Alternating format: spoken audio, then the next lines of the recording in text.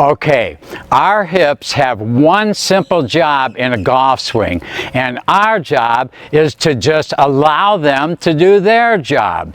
Let's head over to the swamp and I'll show you what I mean. Hey everybody, how's it going? Welcome back to the swamp. Okay, you tell me, how many videos are out there telling you what to do with your hips? Well, I'll tell you what to do with them. Absolutely nothing. Yeah, the hips play a crucial role in the swing if you let them. But if you're trying to control or make them do anything besides what they would automatically or naturally do on their own, you could be doing more harm than good. You know, here's what happens with the hips. First off, it's not the hips that really matter. It's our center of gravity that counts. And we move our center of gravity with our hips. And our center of gravity moves around for one reason and one reason only. That's to keep us in balance. Whether you realize it or not, our hips are constantly and flawlessly doing their job of keeping us in balance by counterbalancing every little move that our bodies make. You know, every step we take, even just standing still, it's happening. You know, when you're standing there and you're getting tired of standing straight up, so you kind of shift over to here and stand for a while. See, that's our hips move to counterbalance us. You know, you shift over to this side, same thing. They move over here and this moved over here. It's all about keeping us in perfect balance. And every other sport or any physical activity we do, our hips are doing all the same things they do in a golf swing without any conscious effort on our part or anyone instructing us on what they should be doing. Here's a simple reason they do what they do in a golf swing. Okay, everyone would agree that the hips not only go to the left, but also back. You know, well, that's because our counterbalance point is always directly opposite of the direction that we would be falling, which is what would happen if we didn't counterbalance the force and weight that we're sending in that direction with our swing. If I didn't counterbalance that, that's what would happen. And you know, that works in every direction. Like if I start sending all this weight and tipping that direction, well, my hips go the opposite direction to stop me from falling.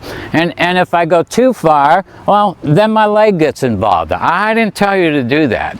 You know, same thing going forward. If I didn't counterbalance, let my hips go the opposite direction, see, I would fall forward. But they automatically go the opposite direction that I'd be falling and keep me balanced. I can bend over as far as I want. And obviously the same thing works in that direction. If I'm going to fall down that way, my hips move over as far as they can to keep me counterbalanced. And if I kept going, then my leg starts getting in the action. Stop that.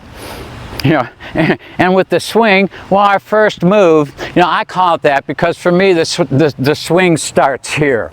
So our first move is sending all this force and weight down to that direction. Well, the opposite of that direction is that direction. So you notice when I started that down, my hips automatically went over there. Not before it happened. They did it when they needed to be there. That's what they do. And with the swing, our first move, well, I call it that because for me the swing starts here. So our first move is sending all that weight and energy down to this area. That's where you want to send all your force and weight in your swing. Not to where the ball is. It's a foot or two behind there. That's just the way it is. So my first move is sending all that down there, and automatically the hip went opposite that, which is that direction. And that just happened automatically. You know, now watch what's going on here in slow motion because it all happens exactly the same as it does at full speed. So in slow motion, like I said, you know, right now my hips are facing that way and I'm going down to there. Now my hips are facing that way. My counterbalance is opposite of where I sent all my force down, back that way. And it happens at any speed, whether you have a club or not. Even without a club, the exact same thing happens. And the faster you go, meaning the faster I use my arms down there, the faster everything else goes until you you know, you can see this just stays up with how fast I do it here. You got to understand that I'm paying absolutely zero attention to what my hips are doing. You know, they work perfectly and flawlessly on their own. In fact, us trying to manipulate or control them is what ruins everything. You know, you can't improve on your body's natural perfection. And why would you want to? So just forget about them and let them do their job. Okay, here you can see that it's exactly the same with the full fast swing.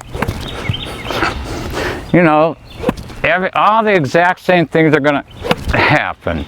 You know, and don't fall for any talk about turning. You know, that's just a matter of perception. I see the hips as just getting where they need to be, and I know they'll take the most efficient and direct route to get there. You know, it's like this. They start about here. Let me set this down. They start about here, and they end up back here. So they're moving from here to here, you know. However they get there, I don't care if it's a circle, straight, it doesn't matter. Your body takes care of getting them there as fast and efficiently as possible. You know, but there isn't even a hint of any actual turning involved, you know, except maybe on film, which is why they teach you to turn your hips. You know, they just don't get it. And I'll tell you this, if your instructor is advising you to fire your hips, well, I'm advising you to fire your instructor.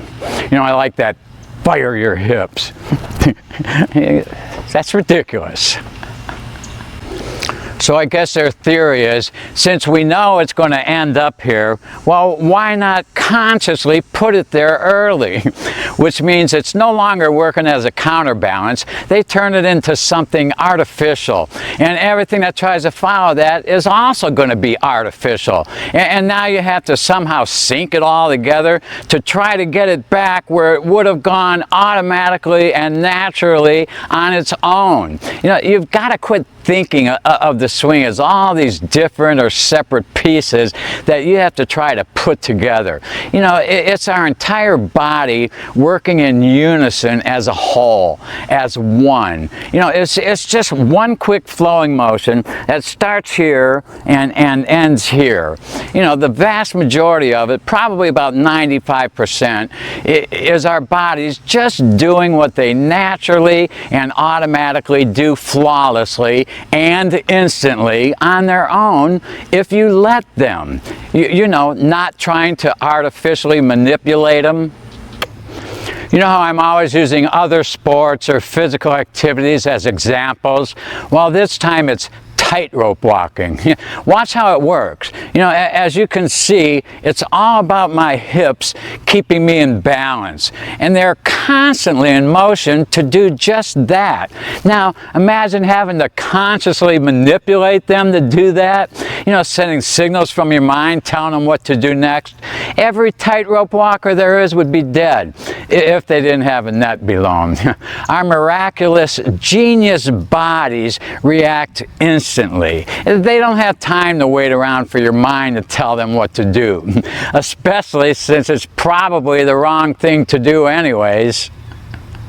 That's where most of the instructors go wrong. You know, keep in mind, they all learned to play when they were kids. So all the stuff they're trying to teach us just happened naturally and automatically with them. You know, that's the way it is with kids. So they see all this stuff happening in a swing, but since they have no clue as to why it happens, they really have no clue about how to teach it. You know, they can show you what happens, but can't tell you why it happens. And sometimes that can make all the difference in the world. You know, it would be like a math teacher giving you the answer to a math problem, but not showing you how to get that answer. So it's really just useless information. Well, that's about it. Hope you liked what I said. Any comments or questions, you know what to do. And please, if you haven't already, subscribe and like. Until next time, see you at the swamp.